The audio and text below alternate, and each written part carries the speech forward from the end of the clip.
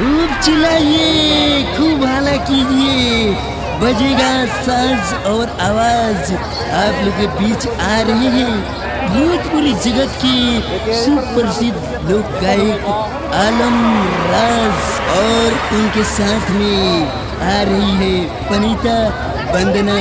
तो देखिए और सुनिए एंगल म्यूजिक की सुपर हिट प्रस्तुति जाएगा जगहों पर जाता।